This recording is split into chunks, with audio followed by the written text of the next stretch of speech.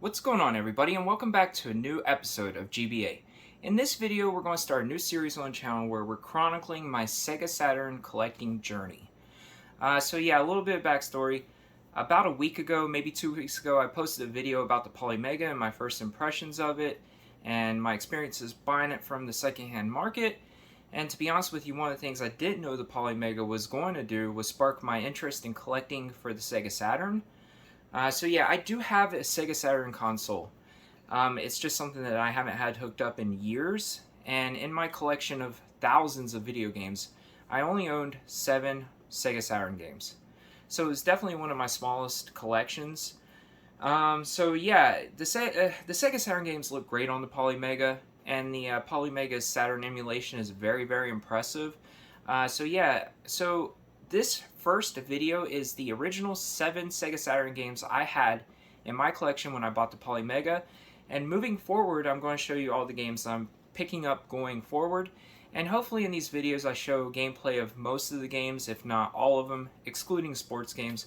I don't really think I'm going to film too much of the sports games, unless I feel like they're good or if there's a reason to film them. So yeah, this series is going to chronicle that Sega Saturn collecting journey, but it's also going to be testing these games on the actual Polymega and seeing the compatibility of the games when it comes to working on the system, because they claim about 90% compatibility, so I want to put that to the test.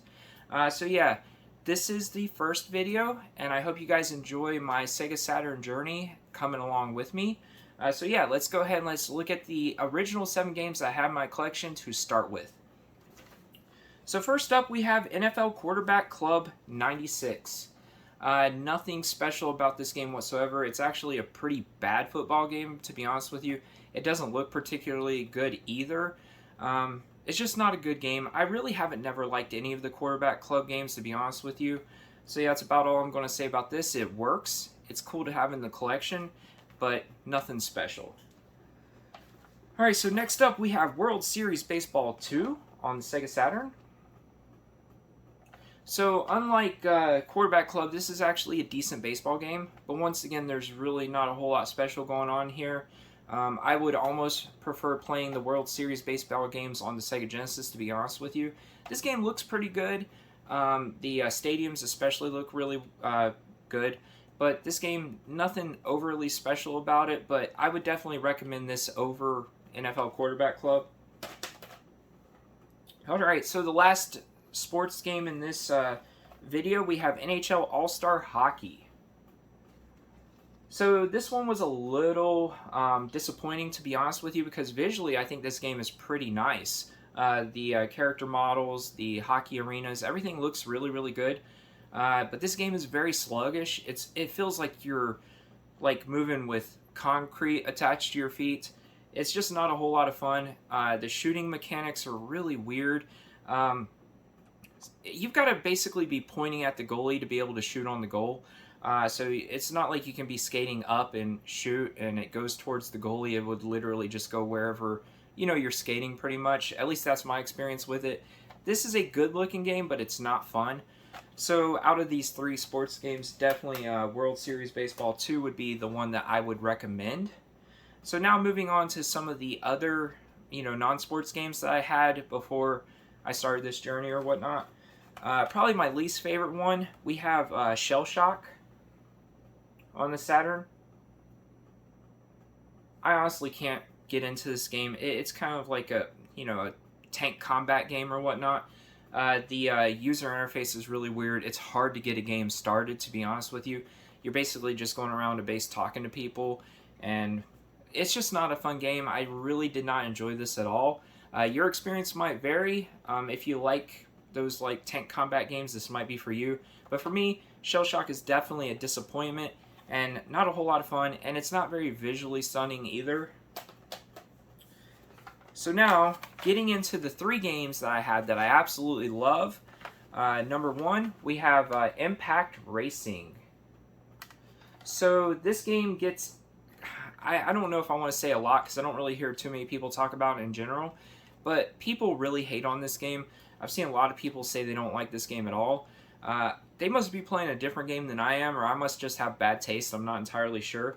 But this is basically kind of like a combat racing game. You can drop landmines, you can shoot like machine guns. I guess they're machine guns out of your car. Like the first race that you do, you have to like destroy, I think it's 20 cars to advance. Visually, this game looks good to me. It's got really good textured polygons. The pop-in rate isn't horrible, so you can see a good distance out ahead of you. The cars look good. The racing is fun. It's very arcadey. It's not a simulator at all.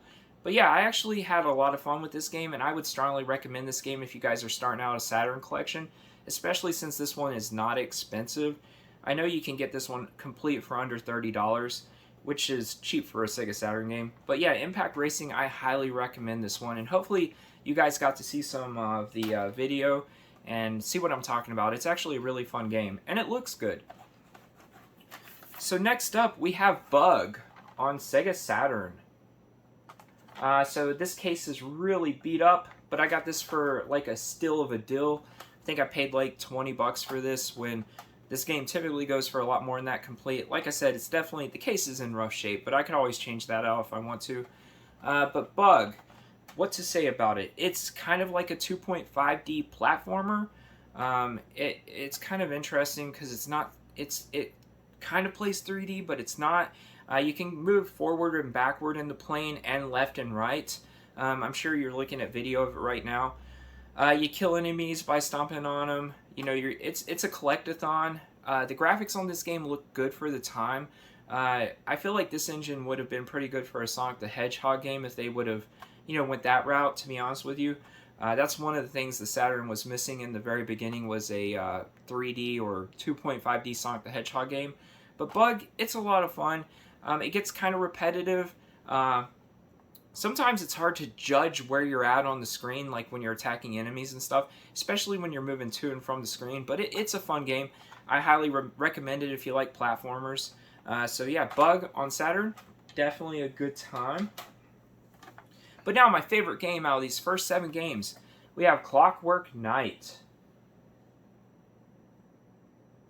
So I don't want to talk too much about these games because these aren't in-depth reviews or anything like that. But Clockwork Knight is a fantastic game. The visuals on this game are very, very unique, I guess is a good word for it. It's very stunning. Colors are really good. It's one of those 2.5D platformers as well. Not quite as much so as Bug, but it still is. Enemies can jump from the background into the foreground and attack you. Stages are really, really neat on this game. It's very creative. Things attack you that you don't necessarily always think of. You know, like pencils as spikes and different things like that. Books falling down to squash you. But this is a great game. For some reason, when I'm playing this, I kind of get Toy Story vibes, I guess. Mainly because it's toys in the game. The enemies are very creative. There's a lot of variety in this game. The soundtrack is unique, but it's definitely... I don't want to say it could get annoying, but the music can get a little bit irritating as you're listening to it. But it fits the game really, really well. But like I said, Clockwork Knight, fantastic game. If you guys like platformers, this is the #1 game out of these 7 that I would recommend. But yeah, this is a good one, and highly, highly recommended by me. But yeah, so that was my first 7 Sega Saturn games in my collection before I bought the Poly Mega. So stay tuned for future episodes where I show you the games that I'm picking up. I'm probably going to film a few of those right now because I've been getting some games over the last, week or so. But yeah, I hope you guys enjoyed this. What was your favorite game that I talked about here? Do you guys own any of these? What are some Sega Saturn games that I should pick up that you guys like that maybe aren't well known?